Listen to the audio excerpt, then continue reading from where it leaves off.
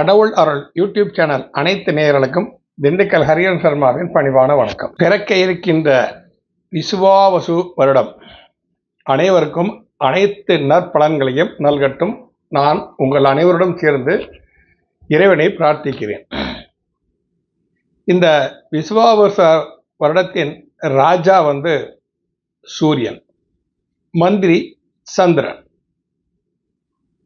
காலபுருஷ தத்துவ ரீதியாக ஆத்மகாரகன் அமர்த்தியக்காரகன் இருவருமே ராஜா மந்திரியாக வருவது இந்த வருடத்திற்கு ஒரு சிறப்பான ஒரு விஷயம் என்றுதான் நாம் சொல்ல வேண்டும்.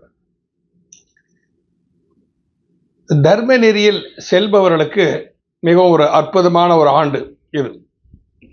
யாரும் தர்மத்தை கைவிடக்கூடாது.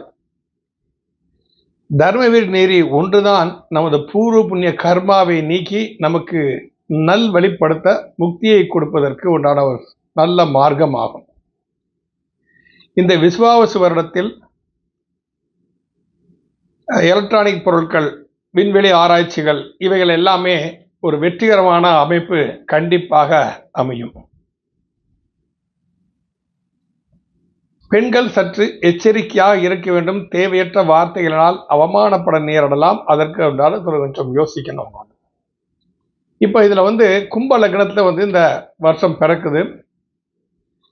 லக்னத்துக்கு 2ல், அதாவது மீனத்தில் சனி, புதன், சுக்கிரன், ராகு இருக்கிறாங்க. 3ஆம் இடம் சொல்லக்கூடிய முயற்சி ஸ்தானமான மேஷத்தில் லக்னத்துக்கு 7ஆம் அதிபதியாகிய சூரியன் உச்சம் பெற்று அமர்ந்திருக்கிறார். சுகஸ்தானம் என்று சொல்லும் 4ஆம் இடமாக ரிஷபத்தில் குரு பகவான் எழுந்தருள் இருக்கிறார். 6ஆம் இடத்தில் செவ்வாய் பகவானும், அஷ்டமஸ்தானத்தில் கேது பகவானும், 9 என்று சொல்லக்கூடிய துலாராசியில் சுவாதி நட்சத்திரத்தில் சந்திர பகவானும் சஞ்சரிக்கக்கூடிய இந்த காலகட்டத்தில் இந்த புது வருடம் பிறக்கிறது. இது கிட்டத்தட்ட ஒரு நல்ல விஷயம் தான் சொல்லணும். ஏன்னா 7ஆம் அதிபதி முயற்சி ஸ்தானத்தில் உச்சம் பெறானா எடுக்கக்கூடிய முயற்சிகள் அனைத்துமே வெற்றி பெறும். பொதுவான விஷயம். அப்போ சூரியன் எடுத்துக்கிட்டாலே நவகிரகங்களின் நாயகன், தலைமை பண்பு, அரசு வட்டாரங்கள், அரசு துறை சார்ந்தவர்கள், அரசியல்வாதிகள் இவர்கள் எந்தளவு ஆன்மீகத்திலையும் தர்மநெறி தவறாமல் இருக்கிறார்கள், அவர்கள் மேன்மேலும் மேன்மையை அடைவார்கள். அதே சமயம் 2ஆம் இடத்தில் சனுவும் ராகுவும் சேர்ந்து குருவின் நட்சத்திரத்தில் சஞ்சரிக்கிறார்கள். இந்த 2ஆம் இடம் குருவோட வீடு. அந்த குருவோட வீட்டில் குருவோட நட்சத்திரத்தில் இருந்து சஞ்சரித்து கொண்டிருக்கின்ற இந்த ராகுவும் சனியும் அந்த குருவை 3ஆம் பார்வையாக பார்க்கிறார்கள். குரு இருப்பதோ நிலராசி, அவர் ராகு சனியும் சஞ்சரிப்பதோ நீர் ராசி. நான் இதை 2 வருடத்துக்கு முன்னாலே நம்ம சொல்லியிருந்தோம். 2025 சனி பயிற்சி அப்புறம் சில விளைவுகள் நடக்கும்னு சொல்லிட்டு அது நம்ம இந்த யூடியூப் சேனல்லையே பதியப்பட்டுள்ளது. இந்த பூகம்பங்கள் வருவது,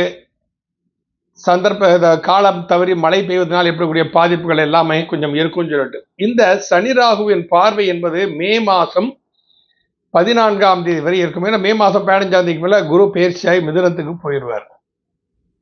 இந்த படி ஒரு சூழ்நிலை ஒரு காலகட்டங்களில் மே மாதம் ராகுவும் பயிற்சியாகி வந்துடுறாருங்க. மே மாதம் கடைசியில் நம்ம அதை பற்றிலாம் அடுத்த பதிவுகளை நம்ம பார்க்கலாம். இந்த மாதிரி காலகட்டங்களில் என்ன அப்படி சொன்னால் அரசியல்வாதிகளுக்கும் அரசுக்கும் மதவாதிகளுக்கும் இடையே சற்று மனக்கிளேசங்கள் வருவதற்குண்டான சந்தர்ப்பங்கள் இருந்து கொண்டுதான் இருக்கின்றன. என குருவை பார்ப்பதனால் விடை. பொருளாதார வளர்ச்சி மேன்மை அடையும். எலக்ட்ரானிக் பொருட்கள்லாம் விலைகள் சற்று ஏறி இறங்கும். பெட்ரோல் டீசல் விலையும் கொஞ்சம் ஏறி இறங்கும். இறங்குங்க சிலதெல்லாம் நம்ம சொல்ல முடியாத சூழ்நிலை ஆகி போச்சு. ஏன்னா கலியுகத்தில் மனிதர்கள் தன் கர்ம நெறி தவறி நடக்கும் பொழுது அவங்க செய்யறது தவறுன்னு அவங்களுக்கே புரியாது செய்வாங்க. அதுக்குண்டான பலன் அவங்க அனுபவிச்சு தான் தீரணும். அதுலேருந்து யாராலையும் தப்பிக்க முடியாது. நீதிநெறி தவறாமல் வாழ்ந்து கொண்டு இருப்பவர்களுக்கு என்றுமே இந்த விசுவாவசு வருடம் ஒரு அற்புதமான ஆண்டாக இருக்கும். இதில் ஒரே ஒரு செய்யுள். நினைத்த காரியங்கள் எல்லாம் நடப்பதற்காக பின்னே திரிந்து உன் அடியாரை பேணி பிறப்பறுக்க முன்னே துவங்கள் முயன்று கொண்டேன் முதல் மூவருக்கும் அன்னே உலகுக்கு அபிராமி என்னும் அருமருந்தே என்னே இனி உன்னை யான் மறவாமல் நின்று ஏத்துவேனே. அபிராமி என்றாரோட இந்த 25வது செய்யுளை எல்லாருமே படிங்க. அதை எல்லாருமே படிச்சீங்கன்னா இந்த பிறவி பிணியிலிருந்து நல்லது கெட்டது சிந்திக்கக்கூடிய தன்மையை உங்களுக்கு கொடுத்து மேன்மேலும் உங்கள் வாழ்க்கை உயிரச் செய்யும். பொதுவாகவே எல்லா ராசிக்காரங்களுமே யாருக்குமே ஜாமீன் கையெழுத்து போடாதீங்க, எதுக்குமே பொறுப்பேற்றுக்காதீங்க. இந்த வருஷம் சரியில்லை. ஏன்னா தர்மநெறிங்கிறது ரொம்ப முக்கியமான விசுவா வசு அப்படின்னு எடுத்துனால தர்மநெறி கடைபிடிக்க வேண்டிய ஒரு சம்பத்சரம் என்றுதான் நாம் இதை சொல்ல வேண்டும்.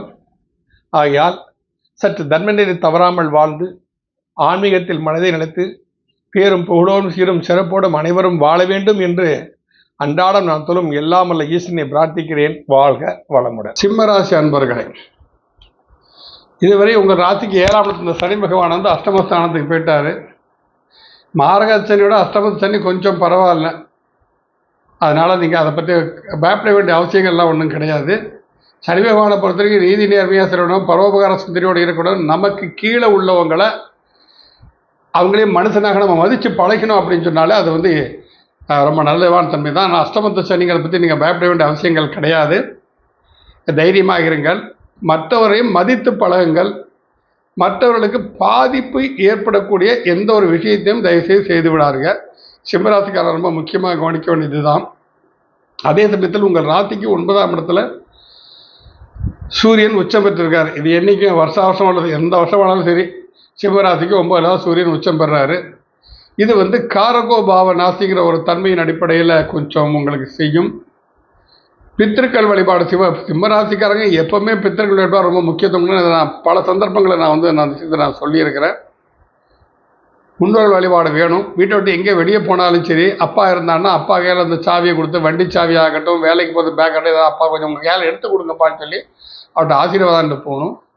அப்படி பெரியவங்க இல்லை இறந்துட்டாங்க அப்படின்னு சொன்னால் அவங்க படத்துக்கு சந்தன திலகம் இடுங்கள்.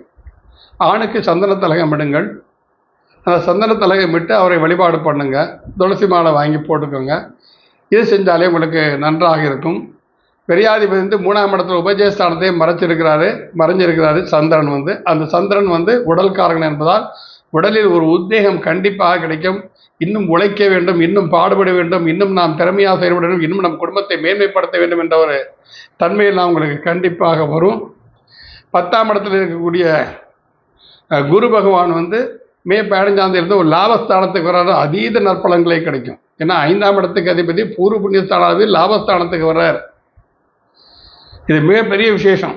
உங்களுக்கு நினைச்ச மாதிரி உங்களுக்கு மே 15க்கு மேலே நீங்கள் காரியத்தை சாதிச்சுக்கலாம். ஆனால் அது தடைப்பட தான் அஷ்டமஸ்தானத்தில் சனி பகவான் உட்காந்துருக்காரு. நீங்கள் அதில் என்னன்னா கர்வம் வந்துடக்கூடாது. அந்த கர்வத்துக்கு இடம் கொடுக்காம நீங்கள் வாழ்ந்தீங்கன்னா சிம்மராசிக்காரங்க கண்டிப்பாக ஜெயிச்சிடலாம். சிம்மம்னாலே வெற்றி. அது என்ன, காட்டுக்கு ராஜா இல்லையா சிம்மம்? அது ஜெயிக்கக்கூடிய ஒரு தன்மை தானே. சிங்கம்னாலே ஜெயிக்கக்கூடிய ஒரு தன்மை தானே. அதனால நீங்கள் என்ன, கர்வத்துக்கு மாத்திரம் இடம் கொடுத்து விடார்கள்.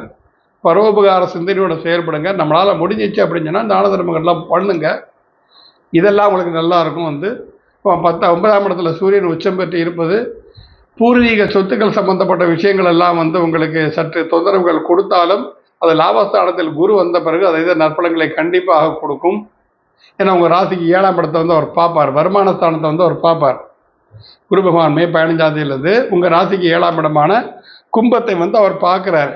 அப்போ என்ன, உங்களுக்கு வெளியே வர வேண்டிய சொத்துக்கள் எல்லாம் வர வேண்டி இருந்தால் கண்டிப்பாக வரும். சொத்துல கேஸு சம்மந்தப்பட்ட விஷயங்களை போயிட்டு இருந்துச்சு அப்படின்னு சொன்னால் அதில் உங்களுக்கு சாதகமான தீர்ப்புகள் வருவதற்கும் சந்தர்ப்பங்கள் இருக்கின்றன. ஆனால் அதே சமயத்தில் அகங்காரத்திற்கு மொத்தம் இடம் கொடுத்து விடுவார்கள். குறுக்கு வழியில் போய் அதை அடையணும்னு மொத்தம் நினைச்சாங்க. நேர் வழியில் போய் அடையணும்பாங்க. நேரில் அடைஞ்சு தான் சனி பகவான் உங்களுக்கு துணை இருப்பார். ஏன்னா ஒரு நல்ல நிகழ்வு நடக்குன்னா சனியோட அனுகிரகம் கண்டிப்பாக எல்லாத்துக்கும் வேணும். கர்மாதிகாரி சனி, தர்ம நிலை தவறாதவன் சனி. அந்த தர்மத்துக்கு கட்டுப்பட்டு யார் நடக்கிறாங்களோ அவர் உதவி பண்ணுறதுக்கு எங்கே இருந்தாலும் சனி பகவான் தேடி உதவி புரிவார்.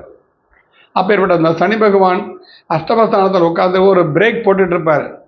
ஓடாத நெல் அப்படின்னு சொல்லிட்டு அதுக்கு மாத்திரம் இடம் கொடுத்துடாதீங்க.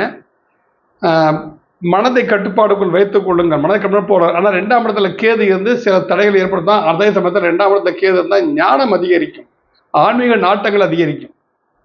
நீங்கள் இதில் என்னென்ன 2ஆம் இடத்துல கேது இருந்தால் 2 விஷயமான விஷயம் இருக்குது. ஒன்று, உங்களுக்கு ஆன்மீக நிலையில் நீங்கள் பேட்டிங்கன்னா உங்களுக்கு வெற்றிக்கு மேலே வெற்றியை கொடுக்காத ஒரு பக்கம் இருக்கட்டும். இன்னொன்று என்ன, தேவையில்லாத வேலை செஞ்சேன்னா தலைமுறை வாழ்க்கை வாழ வேண்டிய சூழ்நிலை கூட வந்து விடலாம். உங்களுக்கு இருக்கிற இடத்த விட்டு ஓட வேண்டி வந்துடும், இல்லாட்டி இருக்கிறது விரட்டப்பட வேண்டி வந்துடும். ஏன்னா 2ல் கேது. தேவையற்ற வார்த்தைகளை நீங்கள் பயன்படுத்த வேண்டிய ஒரு சூழ்நிலை உருவாக்கணும். அவசரப்படக்கூடாது. அந்த நேரத்தில் கொஞ்சம் பொறுமையை நீங்கள் கடைபிடிக்கணும். இதை செஞ்சுட்டு இருந்தாலே உங்களுக்கு அரிய நற்பலன்கள் கண்டிப்பாக கிடைக்கும். சூரிய நாராயணர் ஆலயத்துக்கு சென்று வழிபட்டு வாருங்கள். திருவண்ணாமலை ஒரு முறை சென்று வாருங்கள், வருடத்திற்கு ஒரு முறை.